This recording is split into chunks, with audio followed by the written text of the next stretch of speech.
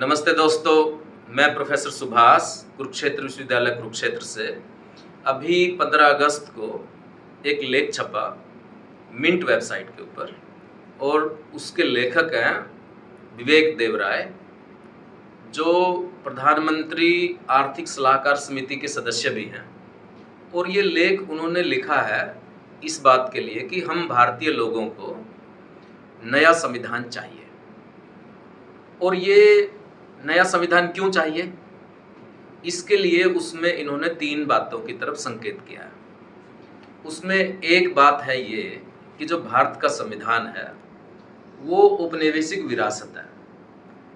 यदि हम इसको औपनिवेशिक विरासत मानते हैं तो जिन लोगों ने संविधान बनाया, जिसमें डॉक्टर भीमराव अंबेडकर भी हैं, सरदार वल्लभ भाई पटेल भी हैं, डॉक्टर राजेंद्र प्रसाद भी हैं, और एक इतनी बड़ी संविधान सभा जो चुनकर के बनी थी और 3 साल के आसपास इस पे चर्चाएं करती रही और इस पे इतना समय लगाया, उनकी प्रतिभा को और उनकी बनाई हुई चीज़ को एक तरीके से उसका तिरस्कार करना है, उसका अपमान करना है।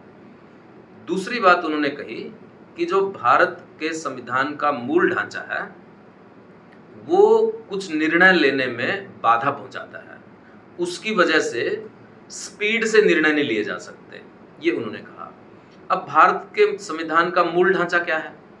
भारत के संविधान का मूल ढांचा है लोकतंत्र, समानता, स्वतंत्रता, भाईचारा, धर्मनिरपेक्षता, सामाजिक आर्थिक राजनीतिक न्याय, वंचित वर्गों के लिए भागीदारी के सवाल, सबके लिए प्रतिष्ठा और गरिमा के सवाल, ये भारत का मूल ढांचा है।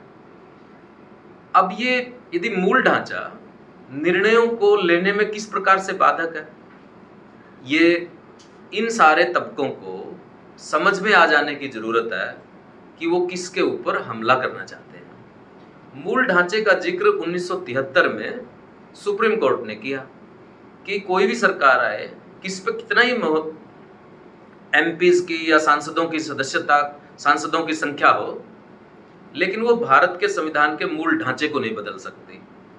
जब तक भारत का संविधान है तब तक वंचित वर्गों के लिए उसमें सुरक्षा है, उनके विकास के अवसर हैं, उनके मौलिक अधिकार हैं, वो संविधान के माध्यम से सुरक्षित हैं। और तीसरी बात उन्होंने कही इस संविधान बदलने का जो आधार बनाया कि जर्मनी में एक शोध हुआ है और उस शोध में हर 17 साल एक जीवन होता है किसी भी संविधान का। लेकिन ये इतनी बेकार बात है, इतनी तथ्यहीन बात है कि यदि अमेरिका का संविधान ही देखें तो उसी को ही 250 साल हो गए हैं बने हुए। भारत का संविधान भी ठीक ठाक चल रहा है। असल में इस लेख के पीछे जो मंशा है और जो जिस दिन के लिए ये लेख छपा है, जिस दिन चुना गया इस लेख को छापने के लिए 15 अगस्त जब स्वतंत्रता मिली, तो इस संविधान में जो मूल्य अपनाए गए थे, जिस विरासत को ये संविधान राष्ट्रीय आंदोलन की विरासत को अपने अंदर समेटे हुए है, ये उससे तिलांजलि दे देने का की मंशा को प्रकट करता है। पहले भी इस तरह के प्रयास हुए हैं संविधान समीक्षा के नाम पे, नए संविधान बनने के नाम पे, ये इसके पीछे झलकता है। अभी देखिए, जो जितने भी भारत के वंचित दलित तबके हैं, वर्ग हैं, महिलाएं हैं, जिनका शताब्दियों से उनके विकास के अवसर नहीं मिले, उनको ये संविधान एक सुरक्षा प्रदान करता है।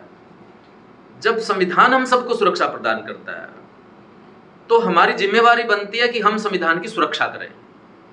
जो संविधान के ऊपर जिस तरीके से इधर उधर से हमले आते हैं, इसकी मंशा को समझने की जरूरत है दोस्तों, और संविधान के मूल्यों को अपने अंदर आत्मसात करते हुए इसके खिलाफ आवाज उठाने की जरूरत है।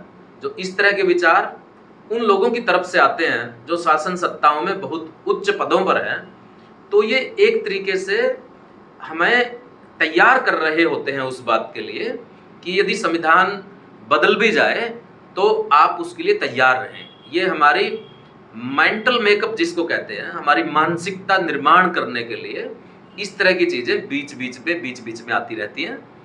हमें इसका ये सोचने के लिए कि ये तो एक व्यक्तिगत विचार है और इससे क्या फ़र्क पड़ने वाला है, इसको गंभीरता से लेने की ज़रूरत है और इसके खिलाफ एक मुहिम बनाने की ज़रूरत है, क्योंकि संविधान की सुरक्षा के साथ ही हमारी सुरक्षा है।